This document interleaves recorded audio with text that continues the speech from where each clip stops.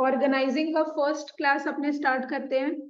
देखो क्या लिखा हुआ है, once the objectives and plans to achieve them are laid down. एक बार अपने ऑर्गेनाइजेशन का ऑब्जेक्टिव्स सेट कर लिए कि मेरा गोल क्या है, और हम लोग प्लान्स बना लिए कि भाई मेरे को मेरे ऑब्जेक्टिव्स को कैसे अचीव करना है। The management has to identify and establish productive relationships between various activities and resources required for implementing plans। अब हम लोग प्लानिंग तो कर ली है, अब हम लोग को क्या करना पड़ेगा, रिसोर्सेज वगैरह भी अरेंज करना पड़ेगा, है ना। लोगों के बीच में क्या करना पड़ेगा, किसी को अथॉरिटी देना पड़ेगा। What do you mean by authority? किसी को पावर देना पड़ेगा। अथॉरिटी और रिलेशनशिप, अथॉरिटी और रिस्पॉन्सिबिलिटी दो अलग अलग चीज होते हैं। अथॉरिटी मतलब कि भाई मेरे पास पावर है, ठीक है ना, हम ऑर्डर्स दे रहे हैं। और रिस्पॉन्सिबिलिटी मतलब हम जिसको ऑर्डर दे रहे हैं उसके ऊपर ऑब्लिगेशन है कि भाई उसको काम करना पड़ेगा। तो रिस्पॉन्सिबिलिटी इज ऑब्लिगेशन, और अथॉरिटी क्या हो गया, पावर हो गया, है ना। तो यहाँ पे वही बोल रहे हैं, यहाँ पे क्या बोल रहे हैं, the management has to identify and establish productive relationships. Management को क्या करना पड़ेगा, किसी को पावर देना पड़ेगा और किसी लोगों को रिस्पॉन्सिबिलिटी देना पड़ेगा, है ना। और इन लोगों को क्या करना पड़ेगा, रिसोर्सेज अरेंज करना पड़ेगा ताकि इन लोग प्लान्स को क्या कर सके, इंप्लीमेंट कर सके। आज अगर हम लोग सिर्फ प्लानिंग कर लिए, सिर्फ प्लानिंग करने से तो कुछ नहीं होगा ना, हम लोग को रिसोर्सेज वगैरह भी अरेंज करना पड़ेगा, तभी तो मेरा काम हो पाएगा, तभी तो मेरा ऑब्जेक्टिव सेट हो पाएगा, वो अचीव हो पाएगा। This is the function of organising. तो यही ऑर्गेनाइजिंग का काम है। ऑर्गेनाइजिंग मतलब क्या, सारी चीजों को अरेंज करना। समझ में आया? अपने को पता है ना कि मैनेजमेंट का 5 फंक्शन है ना। क्या? प्लानिंग, ऑर्गेनाइजिंग, स्टाफिंग, डायरेक्टिंग और कंट्रोलिंग। तो प्लानिंग अपने पढ़ चुके हैं, अभी अपने ऑर्गेनाइजिंग पढ़ रहे हैं, ठीक है ना। ऑर्गेनाइजिंग मतलब सिंपल टर्म से सारी चीजों को अरेंज करना। चलो, ये तो इंट्रोडक्शन टाइप का था। अब एक्चुअल मीनिंग जो है, जो अपने को लर्न करना है, जो एग्जाम में लिखना है, वो यहाँ से है। क्या लिखा हुआ है वो देखते हैं। Organising is the process of identifying and grouping various activities. एक एक चीज को अपने को अच्छे से समझना है, भागना नहीं। तो सबसे पहले तो क्या है, आइडेंटिफाइंग। आइडेंटिफाइंग मतलब अपने को पहले देखना पड़ेगा कि कौन कौन सा एक्टिविटीज अपने को परफॉर्म करना है। फिर क्या बोला है, grouping various activities. What do you mean bye grouping? Grouping मतलब आज अगर 10 एक्टिविटी है, उसमें से अपने को लग रहा है 4 एक्टिविटी एक जैसा है, तो उसको क्या करो, ग्रुप कर दो, उसको एक डिपार्टमेंट में डाल दो, है ना। तो वही चीज है। देखो अपने को लर्न करते हुए चलना है। ऑर्गेनाइजिंग चैप्टर जो है ये बहुत इंपॉर्टेंट चैप्टर है, इसमें से बहुत नंबर का क्वेश्चन तुम लोग के बोर्ड्स में आता है, ठीक है। तो अपना सबसे पहला कीवर्ड क्या हो गया, आइडेंटिफाई करना। अपने एक्टिविटीज को क्या करते हैं, आइडेंटिफाई करते हैं। उसके बाद क्या करते हैं, सिमिलर एक्टिविटीज को क्या कर देते हैं, ग्रुप कर देते हैं, ठीक है। फिर क्या लिखा हुआ है, ध्यान दो, bringing together physical, financial and other resources. Physical resources क्या हो गया, मशीनरीज वगैरह। फाइनेंशियल रिसोर्सेज क्या हो गया, रुपया वगैरह। अदर रिसोर्सेज मान लो ह्यूमन रिसोर्सेज, स्टाफ, इन लोगों को भी तो अरेंज करना पड़ता है ना। जैसा जॉब होता है उसके हिसाब से हम लोग को एम्प्लॉइज को भी सिलेक्ट करना पड़ता है। Right person in the right job should be there, है ना, तभी हम लोग ह्यूमन टैलेंट को यूटिलाइज कर पाएंगे एफिशिएंट मैनर में। तो यहाँ पे वही बोल रहे हैं। तो सबसे पहले क्या बोला, organising is the process of identifying. Identify करना है। दूसरा क्या करना है अपने को, ग्रुपिंग करना है, सिमिलर एक्टिविटीज को अपने ग्रुप कर देंगे। फिर क्या बोला है अपने को, bringing together what, physical, financial and other resources and establishing authority relationships among job positions। तो यहाँ पे क्या बोल रहे हैं, वही अथॉरिटी रिस्पॉन्सिबिलिटी वाला बात कर रहे हैं कि कोई आदमी को अपने को क्या है, कोई आदमी ऐसा होना चाहिए जो ऑर्डर देगा, और कोई आदमी ऐसा होना चाहिए जो ऑर्डर्स रिसीव करेगा। तो वही हो गया अथॉरिटी रिलेशनशिप्स। देखो, एक क्लियर कट अगर डिफाइंड रूल्स रहेगा, अथॉरिटी रिस्पॉन्सिबिलिटी वाला चीज रहेगा, तो ऑर्गेनाइजेशन में केओस नहीं होगा, कंफ्लिक्ट नहीं होगा। सबको पता रहेगा कि हाँ हम इसके ऊपर है, और लोगों को पता रहेगा कि हाँ हम इसके नीचे है ना। तो वही चीज है, ये सब चीज सेट करना इंपॉर्टेंट है, नहीं तो ऑर्गेनाइजेशन में झगड़ा हो जाता है। तो चलो डेफिनेशन याद करो पहले मेरे साथ। पहले टुकड़े टुकड़े में अपने याद करेंगे, उसके बाद एक साथ बोलेंगे। तो सबसे पहला चीज अपने क्या पढ़े, आइडेंटिफाई करना है और ग्रुप करना है। किसको, वेरियस एक्टिविटीज को। साथ साथ में बोलो तो लर्न हो जाएगा। सबसे पहले क्या है, identifying and grouping various activities. Second में क्या बोल रहा है, bringing together physical, financial and other resources. Third में अपने को क्या बोला है, establishing authority relationships among job positions. तो चलो साथ में बोलते हैं, Organizing is the process of identifying and grouping various activities. Second क्या लिखा है? Bringing together physical, financial and other resources. Third क्या लिखा है? And establishing authority relationships among job positions. Clear हुआ ये तीनों चीज? ठीक है. The organizing function results in creation of organizational structure which serves as the framework within which an enterprise functions.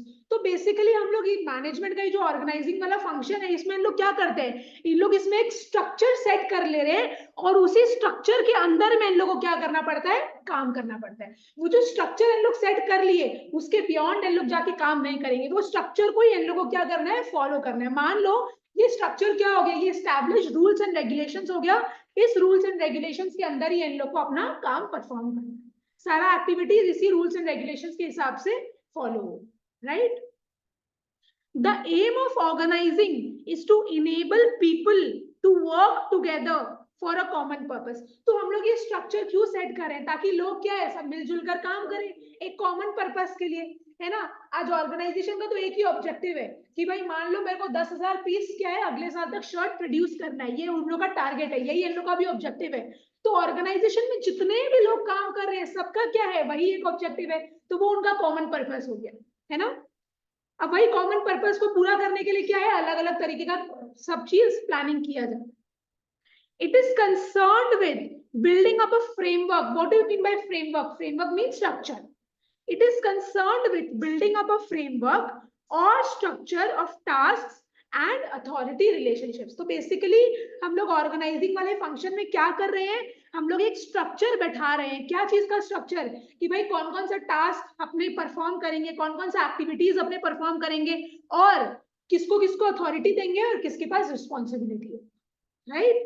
कौन क्या किस तरीके का काम करेगा. समझ आया ऑर्गेनाइजिंग का मीनिंग? चलो ठीक है, बहुत बढ़िया बात है. एक बार वापस से मेरे को डेफिनेशन बोलो, तो ट्राई करो बिना देखे बोलने का. साथ में बोलो. Organising is the process of identifying and grouping various activities. फिर दूसरा क्या था, bringing together physical, financial and other resources and establishing authority relationships among job positions. ठीक है ना. यहाँ पे जॉब पोजीशंस, जॉब का मतलब क्या हो गया, एक्टिविटीज. जो भी एक्टिविटी करेंगे तो उसका कोई हेड होगा, है ना. कोई एक हेड होगा जो एम्प्लॉइज लोगों को क्या देगा, ऑर्डर्स देगा कि भाई इस तरीके से काम करो. तो यहाँ पे भाई है ना, जो हेड है वो क्या हो गया, उसके पास अथॉरिटी हो गया. और जो एम्प्लॉइज है जो एक्चुअल में एक्टिविटीज को परफॉर्म कर रहे हैं उन लोग क्या हो गए, उन लोग के पास रिस्पॉन्सिबिलिटी हो गया, उन लोगों के ऊपर ऑब्लिगेशन हो गया कि हाँ भाई उन लोग को काम कर रहा है, उन लोग को जिस तरीके से इंस्ट्रक्शंस दिया जा रहा है उन लोग को वैसे बिहेव करना पड़ेगा, राइट. यहाँ पे वही बोल रहे हैं. चलो, इंपॉर्टेंस. सबसे पहला इंपॉर्टेंस जो अपने यहाँ पे लिखा हुआ है that is specialisation. What do you mean by specialisation? जो जिस चीज में एक्सपर्ट है उसको उसी हिसाब का काम देना है. जैसे कि आज अगर मेरे को अकाउंट्स का काम करवाना है तो हम क्या करेंगे, बड़ा बड़ा ऑर्गेनाइजेशन जो बड़ा बड़ा कंपनीज लोग होता है उन लोग को अगर अकाउंट्स का काम के लिए मैंने कोई आदमी चाहिए तो उन लोग किसको हायर करेगा, चार्टेड अकाउंटेंट्स को हायर करेगा. उन लोग इंजीनियर को तो हायर करेगा ही नहीं, है ना. क्योंकि चार्टेड अकाउंटेंट्स को क्या होता है, अकाउंटिंग का पूरा नॉलेज होता है, उन लोग के पास एक्सपीरियंस होता है, एक्सपर्टीज होता है. तो जो जिस चीज में एक्सपर्ट है उसको हम लोग को क्या करना है, वैसा ही काम देना है. यहाँ पे देखो वही लिखा हुआ है. और देखो क्या ऑर्गेनाइजेशन में बहुत सारा काम होता है, क्या इतना सारा काम को एक आदमी कर सकता है क्या? इसीलिए हम लोग बड़ा सा काम को क्या है छोटे छोटे पार्ट्स में डिवाइड कर देते हैं, कॉम्पैक्ट कन्वीनियंट जॉब्स में डिवाइड कर देते हैं और वो छोटा छोटा जॉब उन्हीं आदमी लोगों को देते हैं जो वो जॉब कर सकता है. ठीक है ना. जिसके पास कैपेबिलिटी होता है, जिसके पास जैसा क्वालिफिकेशन होता है वैसे ही लोगों को अपने हायर करते हैं और फिर उनके हिसाब का जॉब उनको दे देते हैं. In the process of organizing, work is divided and subdivided into compact and convenient jobs. तो अपने ऑर्गेनाइजिंग वाले प्रोसेस में क्या करते हैं, बड़ा से बड़ा टोटल जो वर्क है उसको क्या करते हैं छोटे छोटे काम में डिवाइड कर देते हैं. बिकॉज अपने को ये चीज पता है कि आज जैसे देखो एडीएमसी की अगर हम बात करें तो क्या आदर्श भैया सारा सब्जेक्ट पढ़ा सकते हैं क्या? क्या हम सारा सब्जेक्ट पढ़ा सकते हैं क्या? नहीं. इसीलिए हम लोग क्या कर रखे हैं, जिसका जैसा स्पेशलाइजेशन है उसके हिसाब से उनको सब्जेक्ट दे रखे, तो हर टीचर अपना अपना सब्जेक्ट्स बच्चा लोग को पढ़ाते हैं, वही चीज है। Similar jobs are grouped together into departments or division. तुम लोग डिपार्टमेंट्स बोलो, चाहे डिविजन्स बोलो, चाहे सेक्शंस बोलो, सब सेम ही होता है। तो जो सिमिलर जॉब्स होता है, एक जैसा जो काम होता है, उसको क्या कर दिया जाता है, उसको ग्रुपिंग कर दिया जाता है, और क्या बना दिया जाता है, एक डिपार्टमेंट बना दिया जाता है। समझ में आया? 10, ऑर्गेनाइजिंग प्रमोट्स स्पेशलाइजेशन। तो ऑर्गेनाइजिंग किसको प्रमोट कर रहा है, स्पेशलाइजेशन को प्रमोट कर रहा है, which in turn leads to efficient and speedy performance of task. आज यहाँ पे इसका मतलब क्या बोल रहे हैं, स्पेशलाइजेशन वर्ड का मतलब हम तुम लोगों को क्या बोले, जो जिस चीज में एक्सपर्ट है उसको वैसा ही काम दो। तो देखो आज हम अकाउंट्स का ही काम कर रहे हैं, तो हम धीरे धीरे क्या है, मेरे को एक्सपीरियंस होने लग जाएगा, हम क्या और एक्यूरेट होते जाएंगे अपने काम के लिए, है ना, हम और एफिशिएंट मैनर में करने लग जाएंगे, क्योंकि मेरे को एक एक्सपीरियंस मिल गया है ना। एक ही काम अगर अपने बार बार करते हैं तो अपने पास क्या आ जाता है, वो हिम्मत आ जाता है ना, अपने और अच्छे से बेहतरीन तरीके से करने लग जाते हैं। तो ये वही चीज है। तो विथ टाइम क्या है, इम्प्लॉइज लोग और एफिशिएंट हो जाते हैं अपने काम में, और स्पीड मैनर में काम कर पाते हैं, अच्छे तरीके से परफॉर्म कर पाते हैं। तो पहला इंपॉर्टेंस हो गया अपना, विच इज स्पेशलाइजेशन। दूसरा, optimum use of human resources. Optimum use of human resources में क्या बोल रहा है, देखो ह्यूमन रिसोर्सेज मतलब क्या, वही स्टाफ लोग का बात हो रहा है, यहाँ पे एम्प्लॉइज लोग का बात हो रहा है। All jobs are clearly defined. आज देखो मेरा ऑर्गेनाइजेशन है, हम अपना एक ऑब्जेक्टिव सेट कर लिए, तो मेरे को क्या करना पड़ेगा, एक्टिविटीज को तो क्लियरली डिफाइन करना पड़ेगा ना, कि मेरा ऑब्जेक्टिव को अचीव करने के लिए मेरे को कौन कौन सा एक्टिविटीज परफॉर्म करना है। आज में अगर मेरे को मेरा एक्टिविटीज ही नहीं पता रहेगा कि मेरा ऑब्जेक्टिव को अचीव करने के लिए मेरे को 10 तरीके की एक्टिविटी करना है, तो भाई हम तो ऑब्जेक्टिव अचीव ही नहीं कर पाएंगे। तो सबसे पहले तो मेरे को क्या करना है, मेरे को पता होना चाहिए कि भाई मेरे को कौन कौन सा एक्टिविटीज को परफॉर्म करना है। तो इसीलिए लिखा हुआ है all jobs are clearly defined. This helps selection of employees. तो अगर मेरे को पता रहेगा कि हाँ मेरे को 10 एक्टिविटी परफॉर्म करना है, तो उस एक्टिविटी के अकॉर्डिंग हम क्या है, वैसा ही एम्प्लॉइज लोग को सिलेक्ट कर पाएंगे, हायर कर पाएंगे, and fitting the right person to the right job. और सही आदमी को सही जगह में बैठा पाएंगे। लेकिन सही आदमी को सही जगह में कब बैठा पाएंगे, जब मेरे को पता होगा कि भाई मेरे को कौन सा एक्टिविटी परफॉर्म करना है, right. Such matching of jobs and people enable better use of human talent. तो यहाँ पे क्या बोल रहे हैं, अगर जॉब से मिलता जुलता आदमी को ही अपने रखेंगे, तो इसका मतलब अपने क्या कर रहे हैं, उस ह्यूमन का टैलेंट को अपने बेटर तरीके से यूटिलाइज कर रहे हैं, राइट। एंड देखो जैसे कि अगर मेरे को अकाउंटिंग के लिए चाहिए कोई आदमी, तो हम किसको रखेंगे, इंजीनियर को रखेंगे कि सीए को रखेंगे, सीए को रखेंगे। तो अगर हम सीए को रखेंगे तो क्या हम उसका टैलेंट को बेटर तरीके से यूटिलाइज कर पा रहे हैं ना, उस बंदे का प्रॉपर यूटिलाइजेशन हो रहा है। अगर आज हम इंजीनियर को रख लिए, इसका मतलब तो उसका प्रॉपर यूटिलाइजेशन हम लोग कर ही नहीं रहे, बिकॉज वो मेरा काम कर ही नहीं पाएगा, उसका भी समय बर्बाद हो रहा है, मेरा भी समय बर्बाद हो रहा है। तो यहाँ पे वही बोल रहा है, such matching of jobs and people enable better use of human talent and provides job satisfaction to employees. तो अकाउंटिंग वाले काम में हम लोग अगर सीए को रखेंगे, तो वो बंदा भी क्या है, अपने जॉब से सेटिस्फाइड रहेगा, उसको भी लगेगा कि हाँ हाँ मेरे लाइक जो काम है वही हम कर रहे हैं यहाँ पे। समझ में आया? Organising also helps in avoiding duplication of work. तो आज अगर अपने ऑर्गेनाइज्ड मैनर में अगर काम कर रहे हैं, मेरे को अगर पता है कि हाँ 10 तरीके का एक्टिविटी अगर मेरे को करना है, तो यहाँ पे क्या होगा, डुप्लीकेशन ऑफ वर्क नहीं होगा। डुप्लीकेशन ऑफ वर्क मतलब ऐसा नहीं होना चाहिए कि 2 आदमी सेम काम कर रहे हैं, राइट, 2 आदमी अलग अलग काम करेगा तो ही अपना काम जल्दी होगा, है ना। तो वही चीज है। तो अगर अपना पूरा प्रॉपर अरेंज मैनर में अगर अपने काम कर रहे हैं, अपना पूरा प्लानिंग है, अपने ऑर्गेनाइज कर लिए कि हाँ भाई ये एक्टिविटीज अगर मेरे को परफॉर्म करना है, तो यहाँ पे डुप्लीकेशन ऑफ वर्क नहीं है, ठीक है ना। सब आदमी लोग अलग अलग अपने हिसाब से काम कर रहे हैं, ये नहीं कि 2 आदमी सिमिलर काम कर रहे हैं। चलो, तो दोनों इंपॉर्टेंस बोलो मेरे को क्या था, पहला स्पेशलाइजेशन, दूसरा optimum use of human resources, ठीक है। Third, coordination and cooperation. Coordination and cooperation में क्या है, देखो a clear cut definition of authority and responsibility. तो अथॉरिटी वर्ड का मतलब हम तुम लोग को बोल चुके हैं पावर, और रिस्पॉन्सिबिलिटी वर्ड का मतलब हम तुम लोग को बोल चुके हैं ऑब्लिगेशन, है ना, कि भाई तुम्हारे पास रिस्पॉन्सिबिलिटी है कि तुमको ये काम करना है।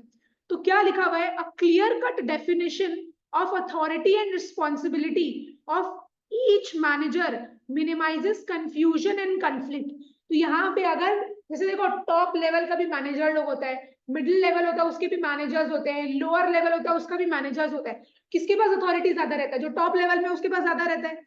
मिडिल लेवल में क्या है, लोअर लेवल से ज्यादा अथॉरिटी किसके पास होता है? मिडिल लेवल वाला मैनेजर्स लोग के पास होता है। तो अगर ये चीज क्लियरली अगर डिफाइंड रहेगा, ये पोजीशन अगर क्लियरली डिफाइंड रहेगा, तो लोगों के बीच में झगड़ा नहीं होगा, राइट। अगर आज हम लोग नहीं बता रहे कि ये टॉप लेवल वाला मैनेजर है, तो लोअर लेवल वाला मैनेजर क्या पता टॉप लेवल वाला मैनेजर के साथ झगड़ा कर ले कि नहीं, हम आपसे बड़े हैं, है ना। लेकिन अगर ये चीज क्लियरली डिफाइंड है कि ये टॉप लेवल वाला मैनेजर है, तो लोअर लेवल वाला मैनेजर क्या है, उसको इज्जत देगा, इन लोगों के बीच में झगड़ा नहीं होगा, वो उसका बात समझेगा, सुनेगा, उसका इंस्ट्रक्शंस को फॉलो करेगा। A clear-cut definition of authority and responsibility of each manager minimizes confusion and conflict about the respective powers and privileges of manager. तो हर लेवल का मैनेजर के पास क्या होता है, अपना पावर्स होता है, अपना प्रिविलेज होता है, right. Each manager knows to whom he is, ये वाला लाइन बहुत इंपॉर्टेंट है, each manager knows to whom he is responsible and to whom he can issue order. तो मैनेजर्स को पता होना चाहिए कि उसको किससे ऑर्डर रिसीव करना है और किसको ऑर्डर देना है। ये चीज ऑर्गेनाइजेशन में क्लियर कट पता होना चाहिए, डिफाइंड होना चाहिए, नहीं तो झगड़ा होने का चांसेस रहते। Higher level managers bring about cooperation and coordination by exercising authority over interrelated activities of lower level managers. So of course higher level managers क्या करता है, lower level managers के ऊपर अपना एक authority exercise करता है ना, और उनके बीच में क्या करता है, कोऑपरेशन और कोऑर्डिनेशन लेके आता है ना। लोअर लेवल वाला मैनेजर थोड़ी ना कोऑपरेशन कोऑर्डिनेशन लाएगा, तो हायर लेवल वाला जो मैनेजर्स होता है उन लोग लेके आते हैं ना, उन लोग कोऑपरेट करने का कोशिश करते हैं, उन लोग सिखाता है कि भाई तुम लोग कोऑर्डिनेटेड मैनर में रहो, सब मिलजुल के रहो, राइट। ठीक है, फिर सिक्योरिटी एंड सपोर्ट। तो सिक्योरिटी एंड सपोर्ट में क्या बोल रहे हैं अपने को, अ साउंड ऑर्गेनाइजेशन स्ट्रक्चर। तो मेरा जो ऑर्गेनाइजेशन का स्ट्रक्चर है वो क्या होना चाहिए, साउंड होना चाहिए, वो अच्छा होना चाहिए, एफिशिएंट होना चाहिए। तो a sound organisation structure is a source of support and satisfaction to managers and workers performed their assigned task. तो देखो आज अगर एक ऑर्गेनाइजेशन का स्ट्रक्चर, सारा सिस्टम अगर प्रॉपर होता है ना, तो ये क्या है, इससे मैनेजर्स और वर्कर्स दोनों लोग को हिम्मत मिलता है, उन लोग भी सेटिस्फाइड रहता है कि हाँ मेरा ऑर्गेनाइजेशन का स्ट्रक्चर अच्छा है ना, उन लोगों को भी इजी हो जाता है काम करने में। It provides a definite status and position to each one of the. आज जैसे हम मान लो कोई कंपनी में गए, हम बोले कि भाई यहाँ पे अकाउंट्स का काम कौन करते हैं, एक बंदा बोला हम यहाँ पे अकाउंट्स का पूरा काम संभालते हैं, हम यहाँ के हेड है अकाउंट्स के, तो यहाँ पे इसको मतलब क्या मिल गया, उसको एक डेफिनाइट स्टेटस मिल गया, उसको एक डेफिनाइट पोजीशन मिल गया। हाँ, तो भाई एक प्रॉपर ऑर्गेनाइजेशन का स्ट्रक्चर होना बहुत ज्यादा जरूरी है, इससे जितने भी लोग काम कर रहे हैं ना, सब मतलब क्या कॉन्फिडेंट फील करेंगे कि हाँ मेरा ऑर्गेनाइजेशन का एक अच्छा तरीका है, राइट। फिर आ जाओ training and development of personnel. तो पर्सोनल मतलब भी क्या हो गया, स्टाफ। पर्सोनल मतलब यहाँ पे स्टाफ्स का बात हो रहा है, एम्प्लॉइज का बात हो रहा है जो मेरे ऑर्गेनाइजेशन में काम कर रहे हैं। देखो training and development of personal मतलब पता है क्या हो गया, आपने इसको पढ़ने से पहले अगर समझे तो देखो अगर टॉप मैनेजमेंट वाला लोग ये अथॉरिटी देता रहेगा, तो जितने भी लोग है ना उन लोग कुछ सीखेंगे नहीं, उन लोग बस रट्टू तोता की जैसे अपना काम करते रहेंगे, उन लोग अपने ऊपर टेंशन नहीं लेंगे। इसलिए टॉप लेवल वाला मैनेजर लोग क्या करते हैं, लोअर लेवल वाला मैनेजर्स को अथॉरिटी डेलीगेट करता रहता है, जो रूटीन नेचर का काम है ना बोलता है वो तुम लोग संभालो, और जो इंपॉर्टेंट मैटर्स पे डिसीजन लेना है वो हम लेंगे। तो इससे क्या है, जो नीचे वाले लोग हैं उन लोग भी क्या, उन लोग का भी ट्रेनिंग होगा, उन लोग का भी डेवलपमेंट होगा। तो we have to delegate authority, otherwise उन लोग सीखेंगे नहीं, उन लोग समझेंगे नहीं, उन लोग के ऊपर भी अथॉरिटी देना जरूरी है। समझ में आया, तो उन लोग को भी कॉन्फिडेंस आएगा कि हाँ भाई हम लोग के ऊपर भी क्या है, हम लोग के पास भी कुछ पावर है, हम लोग को भी अपने हिसाब से काम करना है। समझ में आया, तो वही चीज है यहाँ पे। Sound organisation encourages initiative and creative thinking on the part of employees. यहाँ पे क्या बोल रहे हैं, हम लोग को एम्प्लॉइज को भी क्या एक पावर देना है कि भाई तुम लोग भी अपना क्रिएटिव दिमाग लगाओ, तुम लोग भी इनिशिएटिव लो। समझ में आ रहा है। It facilitates development of managerial talent at lower level. So lower level में जो मैनेजर्स काम कर रहे हैं इससे उनका भी डेवलपमेंट होगा, लेकिन कैसे डेवलपमेंट होगा, through adequate delegation of authority. What do you mean bye delegation, delegation मतलब देना। किसको देना? अथॉरिटी को देना। अपने अथॉरिटी यहाँ पे डेलीगेट कर रहे हैं। लोअर लेवल के मैनेजर्स को रूटीन नेचर का काम जो है वो सौंप रहे हैं कि भैया ये तुम लोग संभालो अपने हिसाब से, हम लोग इंपॉर्टेंट मैटर्स पे डिसीजंस लें। अच्छा बस ठीक है, यहां तक मार्क कर लो। उसके बाद aid to management. Aid to management में क्या बोल रहे हैं? पहले तो चलो इतना अपने देखते हैं क्या पढ़े। इंपॉर्टेंस में कितना पॉइंट अभी तक आपने देख लिए? 4 पॉइंट अभी तक आपने देख लिए।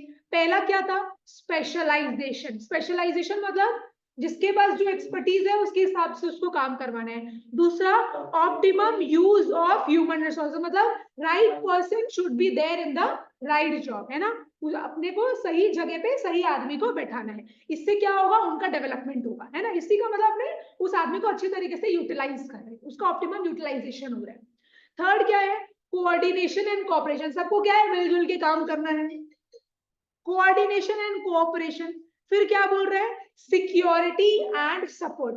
तो अगर मेरा ऑर्गेनाइजेशन स्ट्रक्चर प्रॉपर है तो इससे क्या है? मैनेजर्स और एम्प्लॉइज दोनों को क्या है? एक हिम्मत मिलता है, सपोर्ट मिलता है, उन लोग सेटिस्फाइड रहते हैं। यहाँ पे यहाँ का तो मेरा काम एकदम सिंपल है, क्लियर कट, हर चीज डिफाइंड, रूल्स एंड रेगुलेशंस है।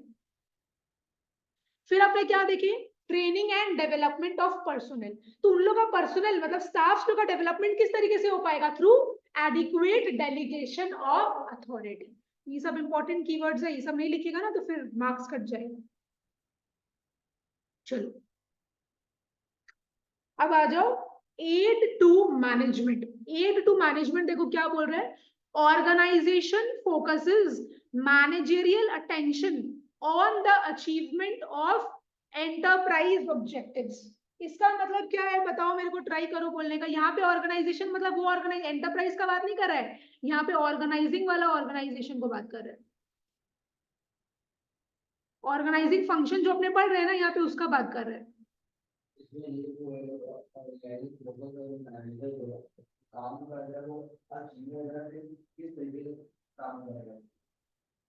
हाँ ऋषि तुम ट्राई करो, इजी है, ठीक है बोला है।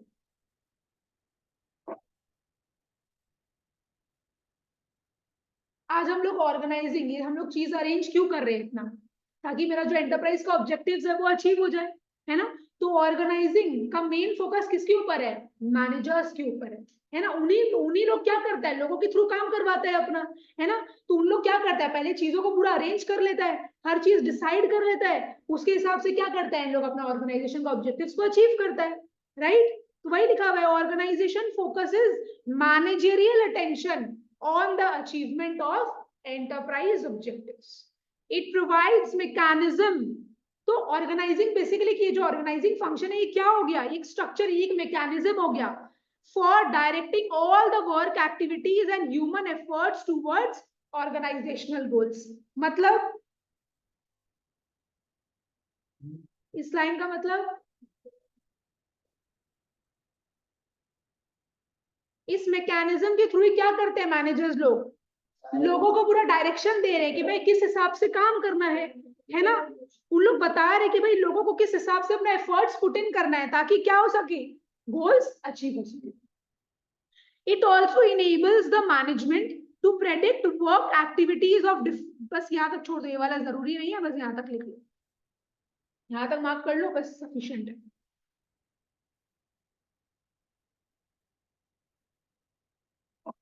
समझ में आया?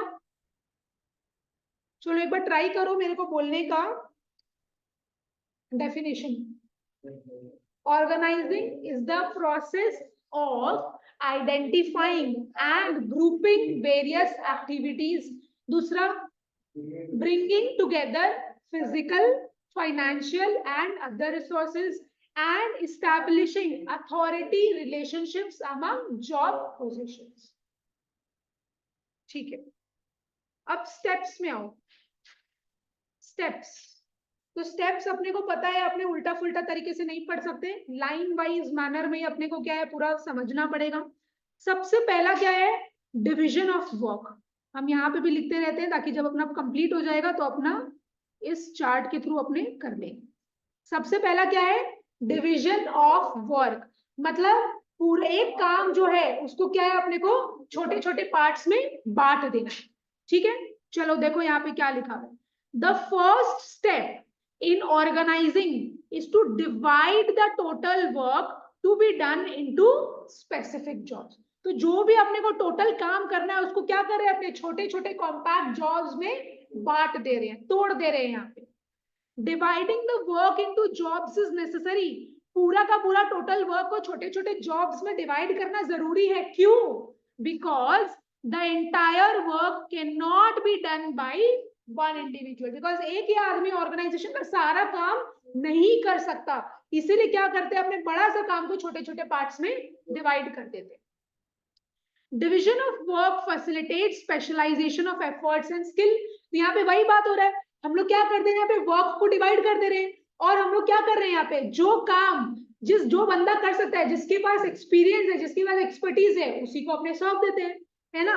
जो बंदा प्रोडक्शन में एक्सपर्ट है उसको प्रोडक्शन वाला काम दे देते हैं, जो बंदा एडवर्टीजमेंट में एक्सपर्ट है उसको एडवर्टीजमेंट वाला डिपार्टमेंट सौंप देते हैं, जो फाइनेंस में एक्सपर्ट है उसको फाइनेंस वाला काम दे देते हैं। तो इस तरीके से क्या है, मेरा ऑर्गेनाइजेशन का काम चलता है, इसी तरीके से ऑर्गेनाइजेशन मेरा फंक्शन करता है। ठीक है, अब यहाँ पे आओ, देखो सेकेंड पैरा में क्या लिखा हुआ है, while dividing work, तो जब अपने काम को डिवाइड कर रहे हैं, care should be exercised, तो अपने को ध्यान देना है, to ensure that all the activities required to achieve organizational objectives are identified।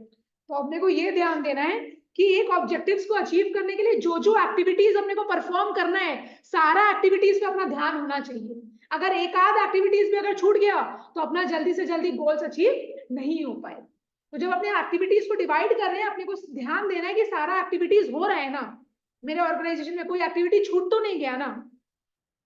The activities required will depend upon the nature and size of the enterprise। तो अपने को कैसा कैसा एक्टिविटीज परफॉर्म करना है वो तो मेरे एंटरप्राइज के नेचर पे डिपेंड करेगा।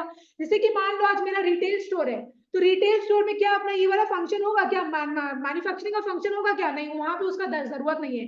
लेकिन अगर मैन्युफैक्चरिंग यूनिट है तो यहाँ पे अपने को प्रोडक्शन का जरूरत पड़ेगा। तो वही बोला है, तो कौन कौन सा एक्टिविटीज अपने को परफॉर्म करना है वो तो मेरे ऑर्गेनाइजेशन के नेचर और साइज पे डिपेंड करता है, राइट। देखो एग्जाम्पल में भी यही सेम चीज लिखा हुआ है। For example, a manufacturing firm may have production, marketing, finance and other functions. तो एक मैन्युफैक्चरिंग फर्म का क्या क्या फंक्शन होगा, प्रोडक्शन वाला काम रहेगा, मार्केटिंग का काम रहेगा, फाइनेंस का काम रहेगा, और भी छोटा मोटा काम रहता है ना। On the other hand there will be no production activity in a retail store. लेकिन रिटेल स्टोर में कोई ऐसा प्रोडक्शन बोल के कोई एक्टिविटी नहीं होता है वहां पे। Each major function, what do you mean by major? Major means बड़ा, minor मतलब छोटा, है ना। माइनर का दूसरा नाम सब फंक्शन होता है, सब मतलब छोटा, मेजर मतलब बड़ा। Each major function is then broken into sub functions। देखो इस लाइन का मतलब क्या है। For instance, there may be teaching, library, sports and other extracurricular functions in a school। तो तुम लोग को बहुत अच्छे से पता है स्कूल में कौन कौन सा मेजर फंक्शंस होता है। अपना हो गया टीचिंग, हो गया लाइब्रेरी, हो गया स्पोर्ट्स, हो गया, और भी एक्स्ट्रा को करिकुलर एक्टिविटीज अपने स्कूल में होता ही है। तो ये सब तो मेरा मेजर फंक्शंस हो गया, बड़ा फंक्शंस हो गया। अब हम लोग क्या पढ़े यहाँ पे, बड़ा फंक्शन को अपने क्या करते हैं, सब फंक्शंस में ब्रेक कर देते हैं। मेजर फंक्शंस को क्या करते हैं, सब फंक्शंस में ब्रेक कर देते हैं। तो इसका मतलब क्या हो गया, अभी अपने देखे टीचिंग, लाइब्रेरी वगैरह अपना मेजर फंक्शंस है। द टीचिंग फंक्शन में further be divided into teaching of different subjects like business studies, mathematics, English, economics, accountancy etcetera. तो टीचिंग तो एक मेजर फंक्शन हो गया। अब टीचिंग के अंदर भी बहुत सारे सब्जेक्ट्स आ रहे हैं, तो ये सब क्या हो गया, मेरा सब फंक्शंस हो गया। अलग अलग सब्जेक्ट्स क्या करते हैं, अलग अलग टीचर्स लोग संभालते हैं अपने एक्सपीरियंस के हिसाब से। समझ में आ रहा है? चलो, इतना क्लियर हुआ। तो सबसे पहला स्टेप अपना क्या था, डिविजन ऑफ वर्क, कि अपने को क्या कर देना है, अपना काम को डिवाइड कर देना है। Total work which is to be done is divided into specific jobs। और ये जरूरी क्यों है ऋषि, because entire work cannot be done by one individual। ठीक है, बहुत बढ़िया। तो अपने पहला स्टेप पढ़ लिए, डिविजन ऑफ वर्क। एक बार मेरे को ट्राई करो बोलने का, इंपॉर्टेंस जितना भी अपने पढ़े थे, फिर अपने दूसरा स्टेप पढ़ेंगे। सबसे पहला क्या था, स्पेशलाइजेशन। दूसरा क्या था, optimum use of human resources. दोनों पॉइंट वापस से अपने बोलते हैं, specialization optimum use of human resources. Third क्या है? Coordination and cooperation. तीनों बोलो। स्पेशलाइजेशन, दूसरा क्या था? Optimum use of human resources, third coordination and cooperation, फिर क्या है? सिक्योरिटी एंड सपोर्ट, फिर ट्रेनिंग एंड डेवलपमेंट किसका? स्टाफ लोग का। अच्छा नाम है personnel. Training and development of personnel, फिर क्या था? Aid to management. देखो, एड टू मैनेजमेंट। तो लास्ट तीन अपने क्या पढ़े? सिक्योरिटी एंड सपोर्ट, फिर क्या था? Training and development of personnel, और फिर क्या था? Aid to management. ठीक है, पहला स्टेप अभी आपने क्या पढ़े? Division of work. चलो ठीक है, दूसरा बुलेट में आ जाओ। दूसरा बुलेट देखो अपने को यहाँ पे क्या लिखा हुआ है? ग्रुपिंग जॉब्स और एक्टिविटीज। तो अपना दूसरा स्टेप है ऑर्गेनाइजिंग का, ग्रुपिंग जॉब्स और एक्टिविटीज। अब जॉब्स बोलो या एक्टिविटीज बोलो, बात एक ही है। देखो यहाँ पे क्या लिखा हुआ है? Once jobs और activities are identified, एक बार अपने डिसाइड कर लिए कि भाई कौन कौन सा एक्टिविटीज अपने को परफॉर्म करना है, ध्यान दो। The next step is to classify और group them into manageable units. तो एक बार अपने डिसाइड कर ली कि 10 तरीके का एक्टिविटी अपने को परफॉर्म करना है। अब अपना नेक्स्ट स्टेप क्या है? अपने को क्या है? अगर अपने को लग रहा है कि 4 एक्टिविटी सिमिलर है, मान लो अकाउंटिंग, फाइनेंस और ऑडिट, टैक्सेशन, ये मेरे को थोड़ा बहुत सेम लग रहा है, तो उसको क्या करेंगे? हम एक डिपार्टमेंट में डाल देंगे, उसको हम ग्रुप कर देंगे, है ना? And place each group of activities under the charge of a manager. और फिर क्या कर देंगे? हर एक्टिविटी को एक मैनेजर के ऊपर दे देंगे, है ना? हर एक्टिविटी का क्या होगा? एक हेड होगा ना, जो संभालेगा उस एक्टिविटी को। तो वही चीज है।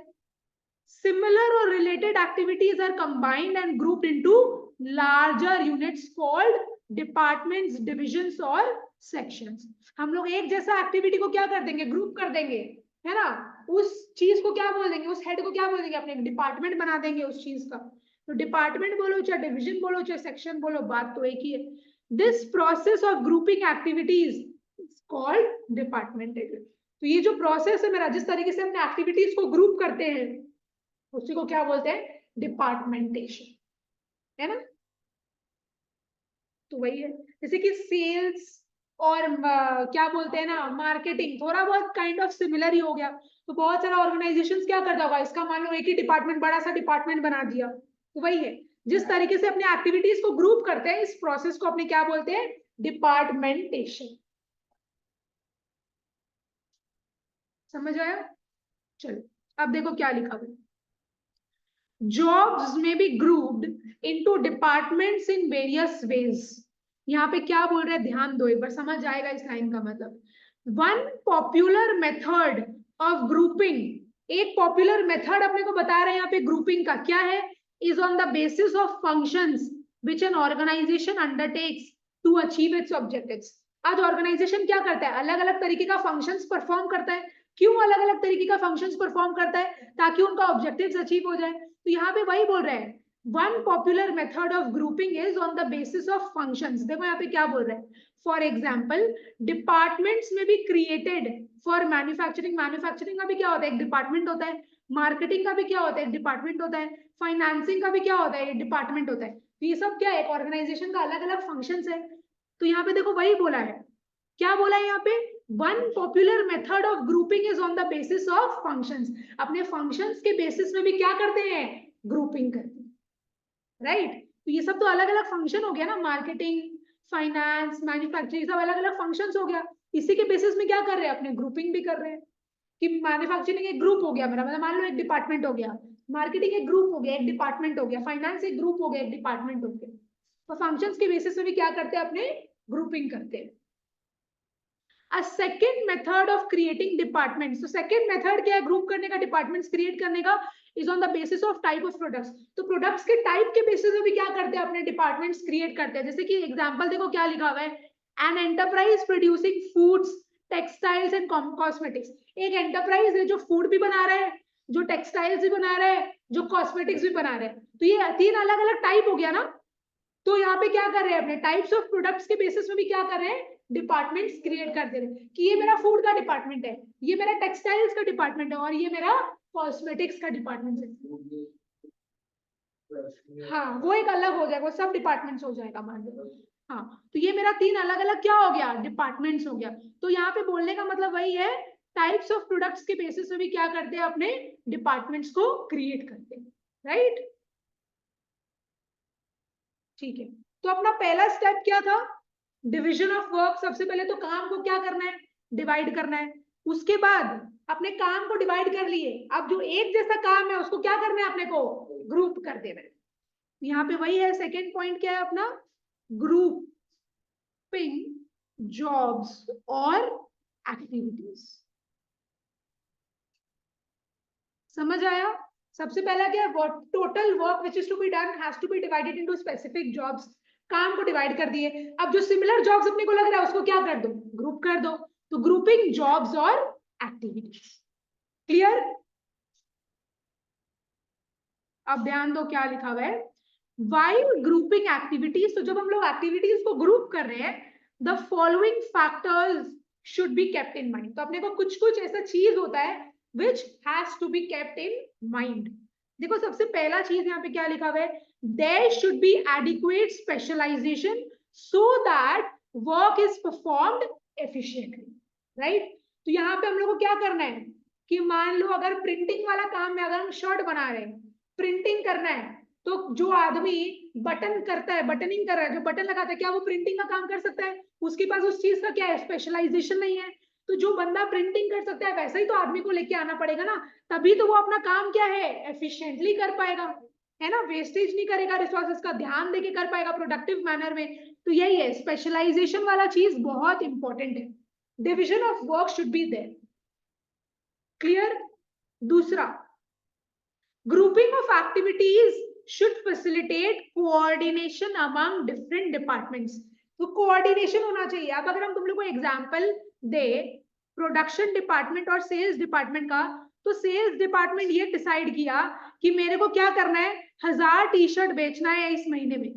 वो 1000 टी शर्ट कब बेच पाएगा, पहले प्रोडक्शन डिपार्टमेंट प्रोड्यूस करेगा तभी तो वो बेच पाएगा ना।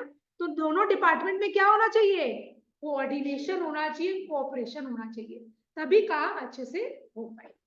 Third, there should be economy in the administrative expenditure. अब अपने इतना सारा डिपार्टमेंट्स बनाए हैं, अपने को ये मेंटेन करना है कि भाई कोई डिपार्टमेंट बनाने में अपना खर्चा नहीं हो जाए। अगर ज्यादा खर्चा हो जाएगा तब तो भाई मेरा कॉस्ट ऑफ प्रोडक्शन बढ़ जाएगा, है ना। तब तो हम लोग जो एमआरपी सेट किए हैं उसके ऊपर चला जाएगा मेरा, है ना, हम लोग प्रॉफिट्स अर्न नहीं कर पाएंगे फिर तो। इसलिए इकोनॉमी भी होना चाहिए, बजटेड मैनर में काम करना है, बजट के बाहर जाके काम नहीं करना है। Adequate attention should be paid to each and every activity. आज 10 एक्टिविटी अपने डिसाइड कर लिए, सारे एक्टिविटीज को इक्वल इंपॉर्टेंस देना है।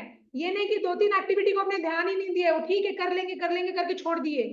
7 एक्टिविटी में भयंकर ध्यान दे रहे हैं, 3 एक्टिविटी को छोड़ दिए, ऐसे काम नहीं होगा। इक्विवेलेंट अटेंशन देना है अपने को सारे एक्टिविटीज को। तो अभी तक अपने क्या पढ़े बताओ तो, 4 कीवर्ड हो गया अपना यहाँ पे। पहला स्पेशलाइजेशन, दूसरा क्या है अपना कोऑर्डिनेशन, थर्ड क्या है इकोनॉमी, फोर्थ क्या है एडिक्वेट अटेंशन। चारों वर्ड मेरे को बताओ, specialization, coordination, economy, adequate attention. फिर क्या बोल रहे हैं अपने को, फिर देखो क्या बोल रहे हैं, द नंबर नीड्स।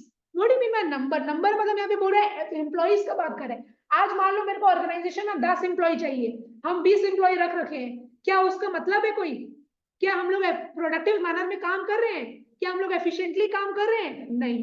10 वर्कर अगर आपको चाहिए तो आप 10 ही वर्कर रखो, आप 20 वर्कर मत रखो। अपना ही पैसा जा रहा है, अपना ही टाइम जा रहा है, अपना ही एफर्ट्स जा रहा है। वही चीज है, अपने को हर चीज क्या है ऑर्गेनाइज करना पड़ेगा, अपने को देखना पड़ेगा कि कितना वर्कर चाहिए कौन से डिपार्टमेंट्स में, right. The number, needs, preferences and limitations of employees should be taken into account। आज अपने को देखना है कि एम्प्लॉइज का क्या नीड्स है ना, उनका क्या प्रेफरेंसेस है। लिमिटेशंस मतलब क्या हो गया यहाँ पे अपना डिसएडवांटेजेस, है ना, जहां पे मेरे को वो गलत लग रहे हैं मेरे को क्या करना पड़ेगा, उस चीज को ठीक करना पड़ेगा, करेक्टिव एक्शंस लेना पड़ेगा। तो ये सारा चीज को क्या करना पड़ता है, ध्यान रखना पड़ता है जब हम लोग क्या कर रहे हैं, एक्टिविटीज को ग्रुप कर रहे हैं। यहाँ तक क्लियर हुआ? तो 2 स्टेप बताओ मेरे को। सबसे पहला स्टेप क्या है? Division of work. दूसरा क्या है? ग्रुपिंग जॉब्स और एक्टिविटीज। बहुत बढ़िया। थर्ड आ जाओ। थर्ड आज हम लोग स्टेप्स पूरा कंप्लीट करेंगे, या ठीक है 7:30 तक तो पढ़ो अच्छे से। Assigning duties. अच्छा देखो मेरा बात सुनो। सबसे पहले तो अपने क्या किए? वर्क को डिवाइड कर दिए। फिर अपने क्या किए? एक जैसा जो चीज लग रहा है उसको ग्रुप कर दिए। अब एक्चुअल में हम लोग क्या करेंगे? ड्यूटीज असाइन करेंगे। देखो क्या बोल रहा है, पहले अपने पढ़ लेते हैं फिर समझ आएगा। Each group of activities is assigned to an individual best suited to perform it. तो बहुत सारा एक्टिविटीज अपने क्या कर लिए हैं? अपने डिपार्टमेंट्स क्रिएट कर लिए हैं। अब वो डिपार्टमेंट के लिए जो बंदा सुटेबल रहेगा उसी बंदा को क्या करेंगे? अपने रख लेंगे, है ना? जो बेस्ट से जैसे प्रोडक्शन डिपार्टमेंट है तो जो प्रोडक्शन कर पाएगा ठीक से, ऐसा बंदा जो प्रोडक्शन कर पाएगा उसी को अपना रखना पड़ेगा। जैसे कि फाइनेंस डिपार्टमेंट वाला इजी एग्जांपल है, सीए रखना पड़ेगा अपने को। वही फाइनेंस डिपार्टमेंट में क्या होता है? अकाउंटिंग वगैरह का काम होता है, टैक्सेशन वगैरह का काम होता है। तो सीए ये सब चीज अच्छे से संभाल पाएगा तो उसी के पास स्पेशलाइजेशन है, वैसा आदमी को अपने हायर कर लेंगे because that person is best suited for that department. While assigning duties, तो जब अपने ड्यूटीज असाइन कर रहे हैं अपने को क्या क्या चीज दिमाग में रखना है, क्या क्या चीज, क्या इंपॉर्टेंट फैक्टर्स है जो कि अपने को कंसिडर करना है? द क्वालिफिकेशंस चेक करना है, एक्सपीरियंस चेक करना है, एप्टीट्यूड्स चेक करना है, of people should be given due consideration. तो ये सारा चीज को क्या है? अपने को ध्यान रखते हुए उस आदमी को सिलेक्ट करना है ना? जब अपने ड्यूटीज असाइन कर रहे हैं अपने को क्वालिफिकेशन भी देखना पड़ेगा, ये भी देखना पड़ेगा कि वो आदमी फ्रेशर है कि उसके पास कितना एक्सपीरियंस है, और उसके पास कितना एप्टीट्यूड्स है, कितना जनरल नॉलेज है उसके पास, किस एक्यूरेसी के संग, कितने अच्छे लेवल के संग वो काम कर सकता है। बिकॉज देखो जब अपने आदमी को सिलेक्ट कर, मतलब जब अपने आदमी को रख रहे हैं अपने को ऐसे नहीं बोलते कि हाँ भैया तुम कल से आ जाना। बड़ा बड़ा ऑर्गेनाइजेशन तो उसका इंटरव्यू लेता है, टेस्ट लेता है, बहुत तरह तरीके का उसका लेवल्स चेक करता है ना? आज जब हम मान लो मेरे को टाइपिंग वाला कोई आदमी चाहिए तो हम क्या करेंगे? उसको बुलाएंगे, हम देखेंगे कि वो 1 मिनट में कितना वर्ड्स लिख ले रहा है, कितना गलती कर रहा है ना? वो किस एक्यूरेसी के संग काम कर रहा है। तो ये सब चीज चेक किया जाता है, तब जाके इन लोगों को सिलेक्ट किया जाता है। For example activities of manufacturing department should be assigned to technically qualified person, example engineers. तो अगर आज मेरे को कुछ बनाना है, कुछ मैन्युफैक्चर करना है, तो मान लो हम लोग किसको रखेंगे? टेक्निकली क्वालिफाइड पर्सन को रखेंगे, एक्सपीरियंस्ड पर्सन को रखेंगे। Whereas the activities of finance department should be assigned to persons having qualifications and experience in finance. तो फाइनेंस डिपार्टमेंट के लिए वैसा आदमी को रखेंगे जिसके पास क्या है? फाइनेंस का क्वालिफिकेशंस भी हो और एक्सपीरियंस भी हो। एग्जाम्पल यहाँ पे हम तुम लोग ऑलरेडी बता चुके हैं, जैसे कि चार्टेड अकाउंटेंट्स हो गया। There should be proper match between job requirements and capabilities of employees. तो जैसा जॉब है और जैसा आदमी को हम लोग रख रहे हैं उनके बीच में क्या होना चाहिए? मैचिंग होना चाहिए, मैचिंग ऑफ जॉब्स होना चाहिए, राइट? तो there should be proper match between job requirements and capability of employees, है ना? आज हम लोग फाइनेंस डिपार्टमेंट में हम लोग इंजीनियर को नहीं रख सकते, ये मैचिंग ऑफ जॉब नहीं हुआ, है ना? तो वहां पे हम लोग को सीए को ही रखना पड़ेगा। तो 3 स्टेप अपना हो गया। पहला क्या था? Division of work. दूसरा ग्रुपिंग जॉब्स और एक्टिविटीज। एक बार ग्रुपिंग कर दिया अब हम लोग को क्या करना है? ड्यूटीज असाइन करनी, असाइनिंग ऑफ ड्यूटीज। बहुत बढ़िया। अब फोर्थ में आ जाओ। क्या लिखा हुआ है फोर्थ में? Delegation of authority. अथॉरिटी क्या करना है? डेलीगेशन। टॉप लेवल वाला लोग क्या करता है? टॉप लेवल वाला लोग अथॉरिटी डेलीगेट करता है किसको? मिडिल लेवल वाला लोग को, राइट? अच्छा मिडिल लेवल वाला अथॉरिटीज किसको डेलीगेट करता है? लोअर लेवल वाला लोग को, है ना? देखो ऑफिशियल लाइंस ऑफ कम्युनिकेशन होता है एक ऑर्गेनाइजेशन में। आज अगर लोअर लेवल वाला मैनेजर को कुछ बात करना है तो क्या वो डायरेक्टली सीईओ के पास चला जाएगा क्या? कि वो अपने से ऊपर वाला आदमी के पास जाएगा? अपने से ऊपर वाला आदमी के पास जाएगा। तो ऑफिशियल लाइंस होता है, चेन ऑफ कमांड होता है, ऑफिशियल लाइंस ऑफ कम्युनिकेशन होता है जो कि इन लोगों को प्रॉपर्ली फॉलो करना पड़ता है। और डेलीगेशन ऑफ अथॉरिटी क्यों होता है? डेलीगेशन ऑफ अथॉरिटी क्यों करना पड़ता है? क्योंकि ताकि लोअर लेवल वाला मैनेजर्स लोग सीख पाए, है ना। और इसलिए भी होता है बिकॉज एक ही आदमी सारा काम नहीं कर सकता, हम लोग ऑफ कोर्स अथॉरिटी शिफ्ट करना पड़ेगा, तो वही चीज है। आफ्टर असाइनमेंट, आप ध्यान दो तुम लोग, आफ्टर, ये इंपॉर्टेंट है, इसमें तुम लोग का शॉर्ट नोट भी आता है, और मेरे हिसाब से इस चैप्टर में तुम लोग का डेलीगेशन ऑफ अथॉरिटी के ऊपर एक प्रॉपर पैरा अलग से दे रखा है, तो इसका शॉर्ट नोट तुम लोग को बहुत बार पूछता है या फिर केस स्टडीज पूछता है, तो ध्यान देने का चीज है। बहुत इजी है, कुछ टेंशन नहीं लेना है, आराम से समझ आ जाएगा। आफ्टर असाइनमेंट ऑफ ड्यूटीज, अब देखो हम लोग थर्ड स्टेप में क्या किए थे, ड्यूटीज असाइन कर दिए थे।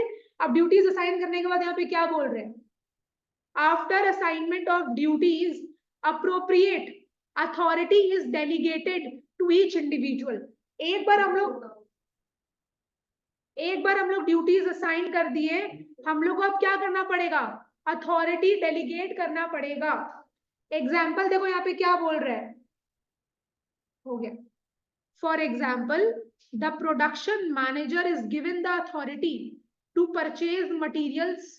देखो जो प्रोडक्शन डिपार्टमेंट होता है ना एक ऑर्गेनाइजेशन में, मैन्युफैक्चरिंग ऑर्गेनाइजेशन में क्या होता है, प्रोडक्शन डिपार्टमेंट होता है, तो उस डिपार्टमेंट का क्या होना चाहिए, प्रोडक्शन मैनेजर होना चाहिए, एक हेड होना चाहिए जिसको मैनेजर बोलते हैं, तो प्रोडक्शन मैनेजर हो गया। अब देखो जब तक हम लोग उसको अथॉरिटी नहीं देंगे क्या वो काम कर पाएगा? आज अगर अपने किसी को रिस्पॉन्सिबिलिटी दे रहे हैं तो उसको कुछ पावर भी देना पड़ता है, सिर्फ रिस्पॉन्सिबिलिटी देने से नहीं होगा। अगर आज हम लोग उसको हक ही नहीं देंगे, पावर ही नहीं दे पाएंगे, तो वो अपना रिस्पॉन्सिबिलिटी पूरा कैसे करेगा? हाँ, लोग बात सुनने का बात नहीं है। जैसे कि मान लो हम उसको प्रोडक्शन मैनेजर बना दिए, उसको हम अथॉरिटी दे दिए, मतलब मान लो हम प्रोडक्शन मैनेजर को बोले कि भाई तुमको पूरा प्रोडक्शन का काम संभालना है, उसको हम रिस्पॉन्सिबिलिटी दे दिए, लेकिन उसको क्या करना पड़ेगा, मेरे को अथॉरिटी भी देना पड़ेगा। क्या चीज का अथॉरिटी? देखो दिया हुआ है, the production manager is given the authority to purchase material, कि भाई आपको क्या करना है, रॉ मटीरियल्स परचेज करना है, मशीनरीज परचेज करना है, आपको क्या करना है, क्वांटिटी डिसाइड करना है कि आपको कितना प्रोडक्शन करना है, किस क्वालिटी का प्रोडक्शन करना है आपको, एंड सो ऑन।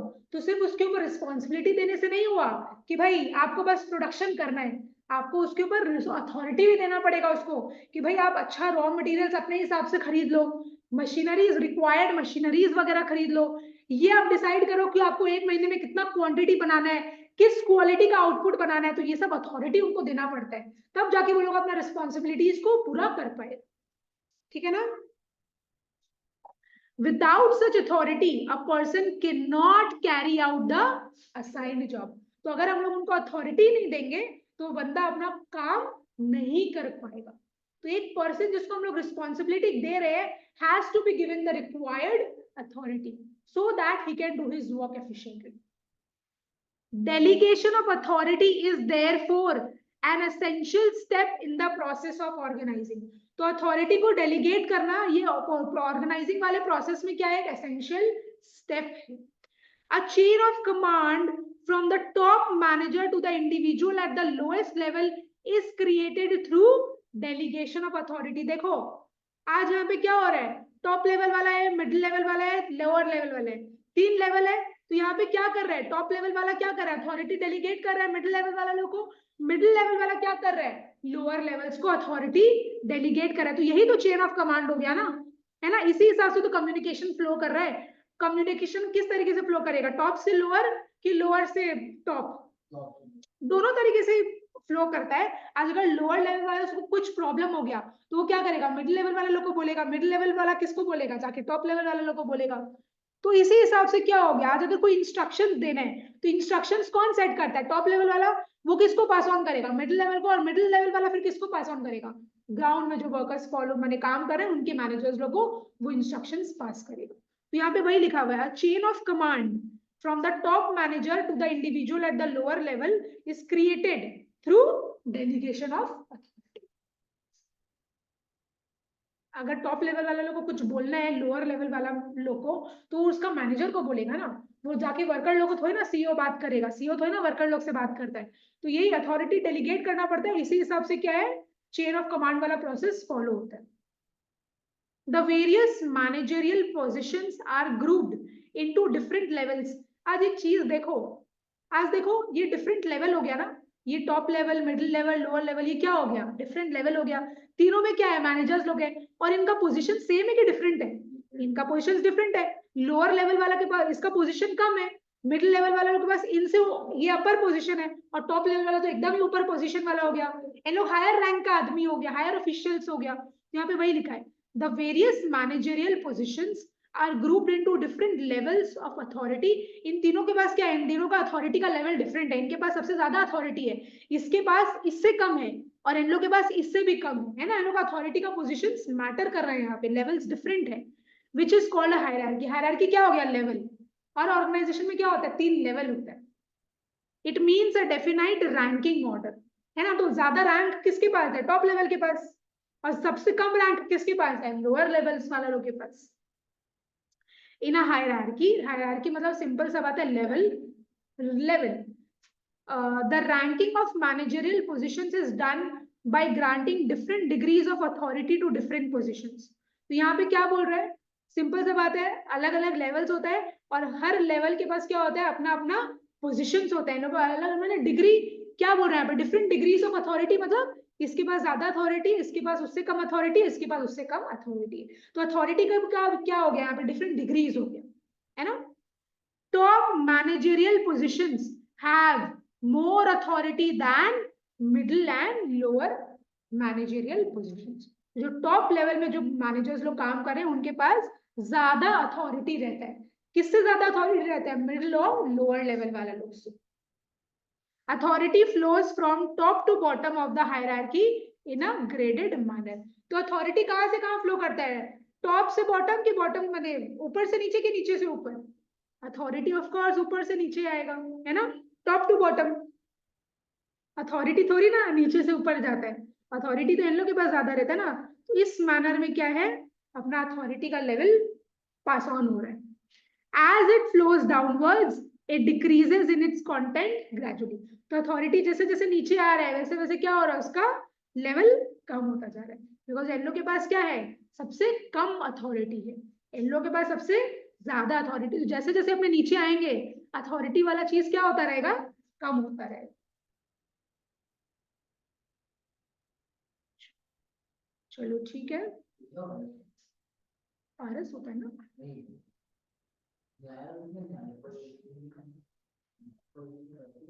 वो थोड़ी कॉमर्स का। चलो, तो आपने कितना स्टेप्स पढ़े, अभी तक 4 पढ़े। पहला क्या था, डिवीजन ऑफ वर्क, फिर ग्रुप कर दो, उसके बाद क्या, ग्रुपिंग कर दिया, अब क्या उनको ड्यूटीज असाइन करना है। ड्यूटीज असाइन करने के बाद क्या करते हैं अपने, delegation of authority.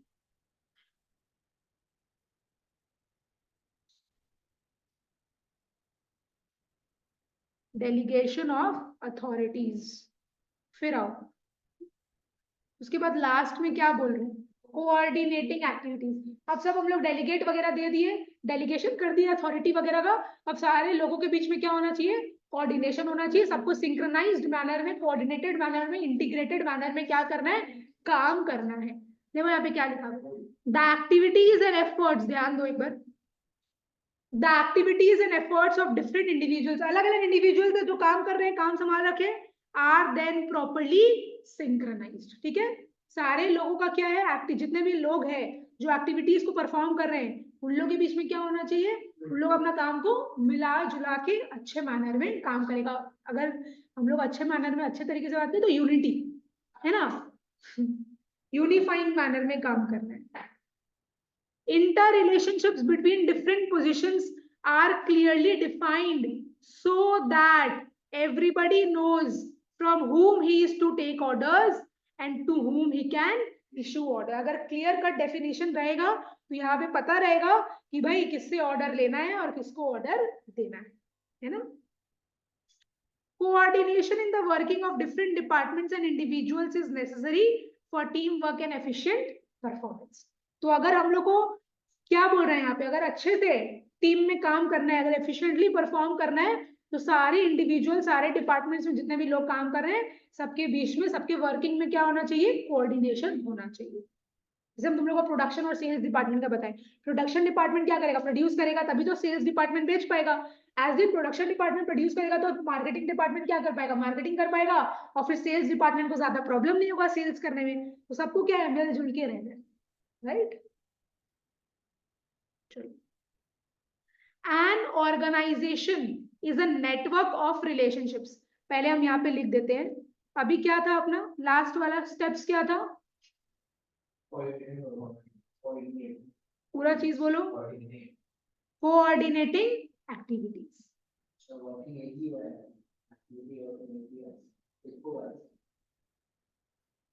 Coordinating activities.